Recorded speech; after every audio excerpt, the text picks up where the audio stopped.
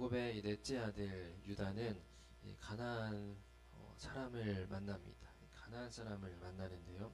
가나안은 노아의 이 세 아들 중에 한 명인 이 함의 민족입니다.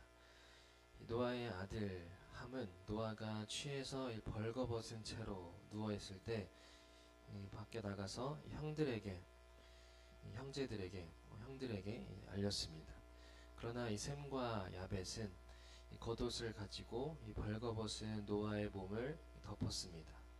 노아가 깨고 나서 이 가나안은 이제 저주를 받습니다.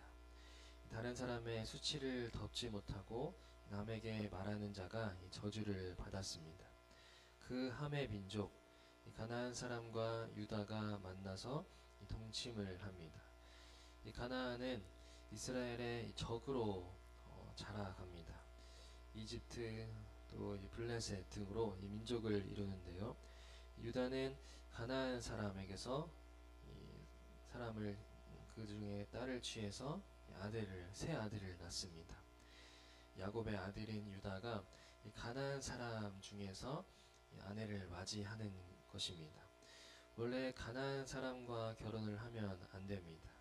이삭은 야곱에게 가나안 사람과 결혼하지 말고 친족과 결혼하라고 했습니다. 아브라함도 이삭에게 아내를 맞이할 때 이삭의 아내를 구할 때에도 가나안 사람을 취하지 말라라고 했었습니다. 그러나 유다는 가나안 사람을 만나서 동침하여 세 아들을 낳습니다. 유다는 자기 마음대로 하지만 그 실수 또한 하나님의 역사 속에서 이끌림을 받습니다. 이 유다로부터 예수 그리스도가 탄생하게 되니 이 부끄러운 역사도 하나님의 역사 안에 들어가며 모든 것이 있는 그대로 사실이다라는 것을 말하는 것입니다. 유다가 가나안 사람과 동침하여 엘과 오난과 셀라를 낳습니다. 그리고 유다가 나이가 들어서 첫째 아들 엘을 위해서 며느리를 데려오는데요. 그 이름은 오늘 성경에 나오는 다말입니다. 그런데 이 첫째 아들 엘이 여호와께서 보시기에 악했습니다. 여호와께서 엘을 죽이십니다. 첫째 아들이 죽어서 아버지로서 유다가 말합니다. 둘째 아들 오난에게 말을 합니다. 오난아, 내 형수에게로 들어가서 남편의 아우된 본분을 행하여 씨가 있게 하라 라고 둘째 아들 오난에게 말합니다. 첫째 아들이 죽으니 그의 아내를 둘째 아들 오난아, 너가 취해서 그 씨를 있게 해라 라고 하는 것입니다. 이스라엘 법에는 형사 취수원이 있습니다. 죽은 남편의 가족 구성원이 자식이 없는 과부와 결혼해야 한다는 규정입니다. 신명기 25장 6절에 보면요. 그 여자가 낳은 첫 아들은 죽은 형제의 이름을 이어받게 하여 이스라엘 가운데서 그 이름이 끊어지지 않게 해야 된다 라고 이 신명기에 나옵니다. 이 법은 이 과부를 보호하기 위한 법도 되고요. 이 죽은 사람을 잊지 않고 그 씨를 이어가게 하는 또 목적이 있습니다. 그러나 이 둘째 오나는 형수에게서 아들을 낳아도 자기의 씨가 되지 않을 것을 알았기 때문에 이 땅에다가 설정합니다. 그 일을 보고 여호와께서 악하다고 여기셨고 오난도 바로 죽이십니다. 하나님의 약속의 말씀을 따라 후손을 이어가야 하는데 오난은 그 언약을 거스르는 일을 하는 것입니다. 자신의 아들이 아니라고 내 씨가 될 자손이 아니라고 해서 거부하는 것입니다. 자기의 이름으로 후사를 이어가고 싶은 마음이 있었던 것입니다. 인간적으로는 그럴 수 있지만 그것은 하나님의 뜻과 어긋나는 일입니다. 하나님은 유다의 첫째 아들 엘과 둘째 아들 오난이 여호와 보시기에 악해서 죽이십니다.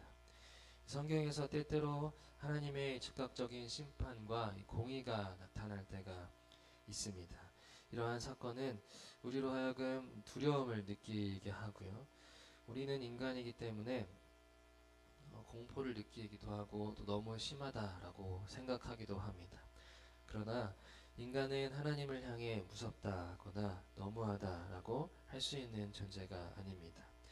우리는 지극히 자기중심적이어서 내 중심적으로 생각을 합니다.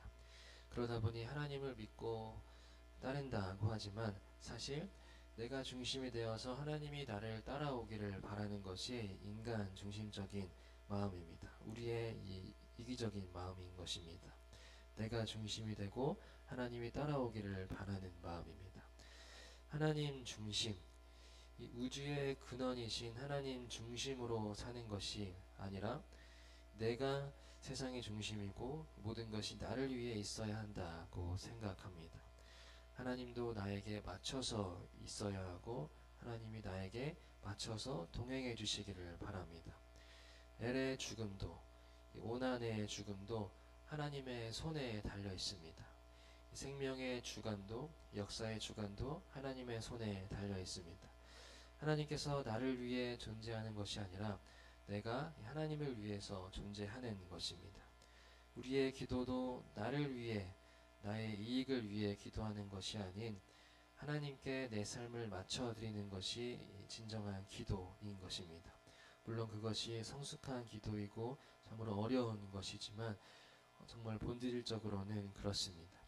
내 삶이 하나님의 역사에서 어긋나지 않도록 내 뜻이 아닌 하나님의 뜻이 이루어지도록 하나님의 언약에 내가 참여하도록 엘과 오난처럼 불순종하여 악한 자가 되지 않도록 오난처럼 하나님의 유업이 아닌 내 유업을 이으려고 하고 내 씨만 이으려고 하는 자가 되지 않도록 해야 한다라는 것입니다.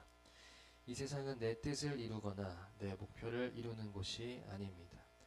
하나님께서 아브라함과 이삭과 야곱에게 말씀하신 그 언약을 이루어 가는 것, 믿음의 유업을 이루어 가는 것이 하나님의 뜻입니다. 오늘 우리도 내 유업이 아닌 하나님의 유업을 잇는 일에 동참하는 하루가 되시기를 주님의 이름으로 소망합니다. 아멘. 하나님, 우리는 나의 소원과 내 큰 계획을 이루어가는 일에 열심입니다. 때로는 하나님을 내 목표의 수단으로 여기기도 합니다. 우리를 하나님의 뜻에 참여하는 자로 살아가게 하옵소서. 예수님의 이름으로 기도합니다. 아멘. 하늘에 계신